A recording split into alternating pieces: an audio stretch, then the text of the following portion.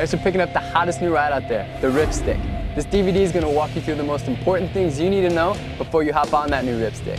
From safety and how to ride, to advanced riding techniques. Make sure you watch this DVD all the way through and understand all the warnings, instructions, and safety topics before you go ride.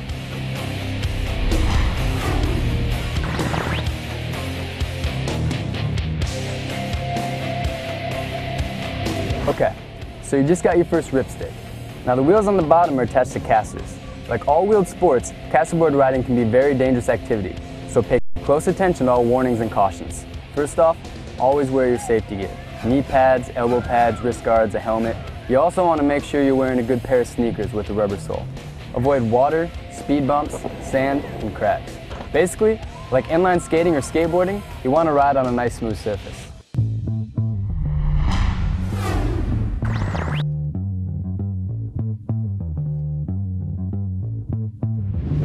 If you're not sure if your RipStik is allowed where you want to ride, check your local laws first.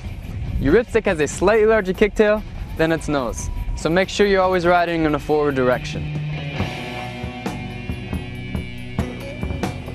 Before riding, check all the bolts and hardware to make sure that everything's tight. Your wheels do wear depending on how much riding you do, so keep an eye on them and replace them when they get worn.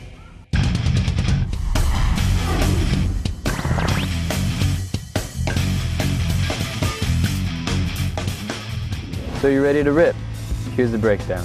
You should decide first if you feel more comfortable with your right foot or left foot in front. Place the RipStik on the ground facing forward and let it rest on its side so that it's leaning towards you. From a standing position, place your front foot on the front part of the deck right above the front caster wheel. You really want to make sure your foot is centered on the board and not hanging over too far in either direction. With your foot stable on the board, you're going to push off with your back foot just like a skateboard or a scooter and immediately place it directly over the back caster. Getting up to speed, which equals stability.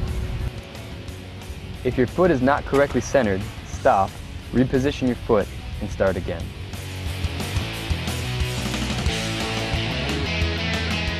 Now comes the fun part. The RipStik doesn't need you to keep pushing to maintain momentum. All it takes is the side-to-side snake-like motion to accelerate and turn. The key is the twisting motion with your shoulders and hips. Use your hips to really get it going.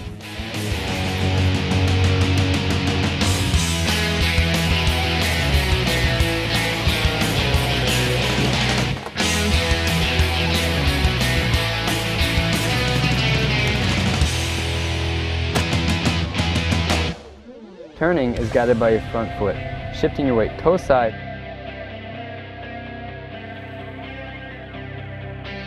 or heel side so you can turn into the direction you want to go. For sharper turns, you can use your front foot to tilt the board towards your toe or heel while using your back foot to tilt in the opposite direction. This will allow you to make super tight turns on a dime. When you're ready to stop, you spring the RipStik into a smooth, controlled 90-degree turn and gently step off. The RipStik is self-propelled, which means you can cruise up a hill with it or just kick back and carve on a nice downhill ride. And just remember, you don't want to take on any hills until you've mastered control of the RipStik. And there you have it, the A through Z is on riding your new RipStik. There's more details on safety in the owner's manual, so check that out too. But for now, just remember, always wear your pads and helmet, always ride in a safe, controlled environment, and have fun rolling on your new RipStik.